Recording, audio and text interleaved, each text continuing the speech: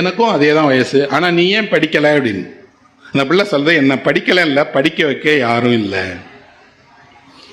என்னை ஃபீஸ் கட்டி எங்கள் அப்பா சேர்த்து விடுறதுக்கு வசதி இல்லை, நான் வேலைக்கு போகிறேன் அப்படின்ட்டு அந்த குழந்தை சொல்லுது. எல்லாரும் படிக்கணும்லாம் ஒன்றும் அவசியம் இல்லை, எல்லாரும் தன்னை பார்த்துக்கிட தெரிந்தால் போதும் அப்படின்னு சொல்லுது.